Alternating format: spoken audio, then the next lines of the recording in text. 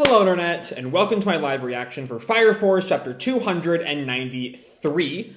When we last left our heroes, everyone was dead, the Earth was the second sun, and Shinra, Sho, and Haumea were still in Adola, Shinra consumed by rage, and then Arthur, who is apparently not dead, and has regrown his limbs and somehow got Excalibur back after he let it float off into space back in his death chapter, whacks Shinra through, the shift in reality it takes to get to Adola, and brings Shinra back to his senses, reminds him that he is the hero, he is not the devil, and that he has to be the symbol of hope for the world, no matter the cost, no matter how hard it is for him to be.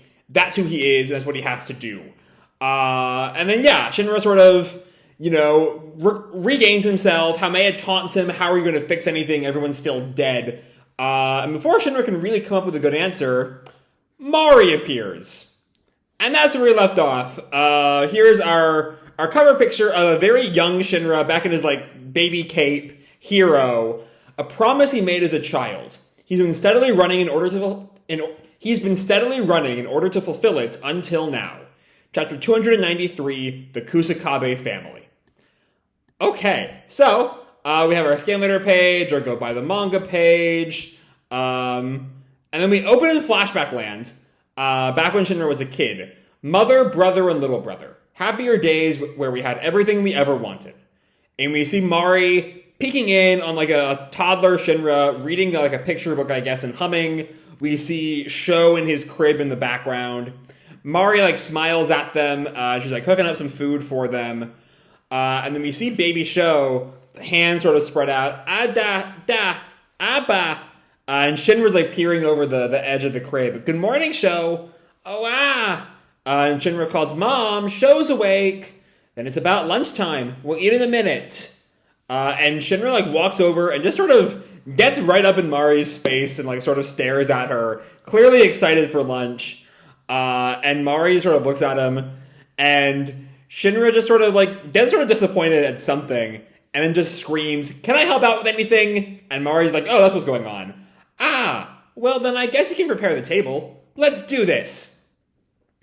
And he sets out plates and I guess it was mini rice bowls, I think. For each of the trio.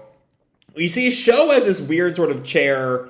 Shinra and Mari have just traditional cushions. And Mari tells him, nice job cleaning up the table. It looks good. Table for 3. And Shinra sits down and Sho looks at Mari looks at I guess a milk bottle. But Sho can't eat regular food yet. Yeah, that's fair. And we see in place of food, she's put that milk bottle down and a pacifier in the rice bowl, just to include Sho in the family. And Mari and Shinra both give a let's eat, and we see Sho tries to. He gets this little leh, but that's about all he can do. Shinra chows down on some food, munches on it, and Mari sort of scolds him, chew your food properly.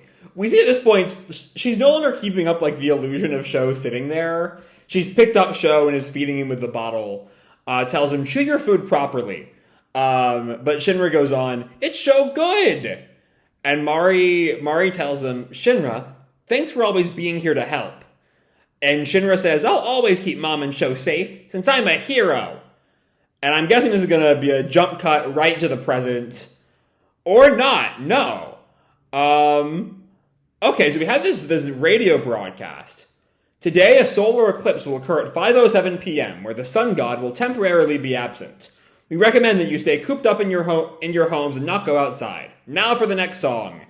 There's a really interesting bit of background world building just dump in our laps this late in the game, where they believe that solar eclipses are a departure of the sun god. That's interesting. I don't know if that's ever going to come back in any meaningful way. But it's certainly something to think about. I don't know. Anyway, Shinra listens into that, and then asks Mari, hey Mom, what's a solar eclipse? It's when the sun gets covered up by the moon. The sun god is going to be gone for a little while, so let's stay home for today. Even it's this sort of like superstition. It's sort of all throughout society. No one leaves during the solar eclipse. It's just really interesting. I don't know. And Shinra sort of smiles without a little huff. And Shinra declares, "That sounds like some trouble. Don't worry, Sho." He goes over to Sho. Sho's just like playing with his teeth. And Shinra opens like a balcony door and stares outside. And he sort of sits there and like meditates. And Mari asks him, "What's the matter, Mr. Shinra?" "I'm keeping watch. The solar eclipse doesn't make it in, so you don't have to worry." And we're seeing, Shinra sort of really playing up this hero persona back in his childhood. And Mari sort of looks at him. "The solar eclipse will happen later in the evening, remember? Don't tell me you're staying up until then." I mean, it's not 5:07 p.m. is hardly late, but okay. But Shinra just tells her, a hero doesn't go down without a fight. And Mari sort of like pokes Shinra's little baby cheeks. "I'm leaving it to you, Captain Shinra." And Shinra tells her, "Roger." And he sort of smiles as she leaves him there. He just stares up into the sky as she turns to leave. And then we see he keeps on looking up. And at one point he kind of dozes off. Rubs his eyes, blinks really fast to like try to wake himself up, and then gets right back up to staring at the sky. And then sometime later, Mari calls, "Shinra, it's time for a break, all right?" And we see at some point Shinra's just passed out. He's fallen asleep, just lying there. Mari goes to look at him, and then places a blanket over him. And then we cut to 5:07 p.m., I suppose. It's getting dark out, and the radio calls, "The solar eclipse will commence shortly. Ladies and gentlemen, please refrain from going out unnecessarily." And we see Sho crying. Wah, wah, wah. Which, I'm looking at all of this, for now, through the lens of Shinra as savior and Sho as guardian. If we put that into the religious terms that the Kusakabe backstory arc kind of heavily implied, I don't know. Because then, if the sun god, Shinra trying to defend against evil, like the savior, I don't know. I might be completely lost. I should say, I'm not entirely sure why we're now 2/3 of the way through this chapter on a flashback, on like a solar eclipse flashback. It's not exactly like a super eye-opening flashback. I don't know. So we have Sho crying, and Mari goes to comfort him. "What's the matter? The solar eclipse sure is scary, huh? It's okay, though. Don't worry. They're there." And Sho keeps crying. Shinra finally wakes up at the sound of that crying. Sho keeps on going. Mari tries to calm him down. "Don't be afraid. They're there." And Shinra, I think, takes off his like, I guess he was wearing a shirt under he's wearing like a sweater. And he takes the sweater off, and somehow it changes into a cape. And he has like the literal Superman logo on. And Sho keeps on crying. Mari notices what Shinra's up to. And Shinra declares, "Sho!" But his cape is too long. He sort of slips in it. And falls flat on his behind. Wah! And we see Sho's wah matches Shinra's also wah as he falls. But Shinra still tries to make Sho feel better. "It's fine, Sho. Shinra Man's come to save the day." And I guess he's never used the term Shinra Man before, because that stops both Mari and Sho. Or they're just shocked at Shinra's whole display here. And Shinra continues, "Shinra Man is here." Now Manga Dex needs to load. So yeah, I don't know where we're going with this so far. I don't know. And Manga Dex is not helping me out right now. There we go. And then Mari just laughs. "What are you doing, Shinra? Is Shinra Man all right?" That's an interesting take for a young single mother, seeing her like 4-year-old fall on his ass. Like that's more like a thing you do with your friends, I feel like. I don't know. But Sho watches this, and then he also starts to laugh in a very kind of baby way. He finally starts to learn laughter, I guess. And Mari tells him, "You're safe now that Shinra Man is here." And Sho lets out that weird laugh again. Ooh ha ha! And then they look out. And they see the solar eclipse just coming into fruition. You shouldn't be staring directly at a solar eclipse, Kusakabes. And Mari tells him, "It's beautiful, right?" Which is interesting, given all that we've just seen, right? Given that the whole thing is that it's this horrible thing, right? The sun god being swallowed up by darkness or leaving for a little while or whatever the particular term of use is not really presented as a good thing until Mari all of a sudden calls it beautiful. But we see Shinra and Sho watching the eclipse, and then we finally cut back to the present in their shock at seeing Mari. And then we see this image. I guess it's from the Nether, given what Shinra's next line is, of a solar eclipse and a hand reaching down to the young Shinra and Sho. And Shinra notes, "So the hand we saw in our Adola link back in the Nether was Mom." And Sho just tackle hugs her, despite the fact she's still a demon. "Mom! Mommy!" He regresses a good bit. Given that he's never really seen his mother outside of being a baby, it makes a good deal of sense. But we see, Shinra watches that, and Haumea comments, "Now that the world has come to an end, why is the Evangelist's doppelganger?" And that's the end. We don't even get to see her finish that line. Mari is the Evangelist's doppelganger. The world may be dying, but as long as there are heroes, hope will never cease. To be continued, chapter 294, Despair versus Hope. Okay, What? First of all, what? How? Why? What? Huh? Okay. First of all, what does that even mean?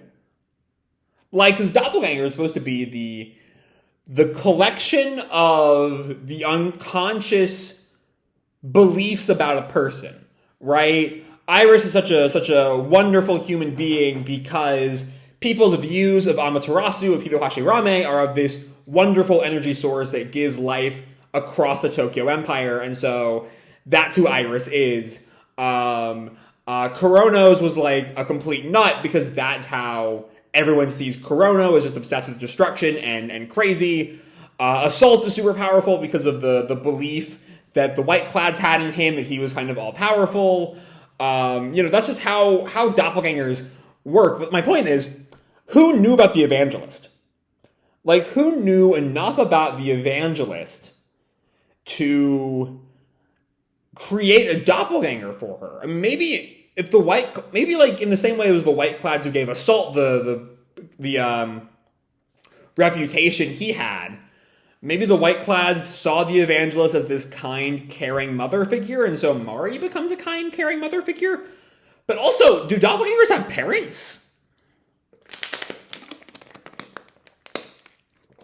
Because Mari distinctly has parents. We saw her parents during the Kusakabe flashback.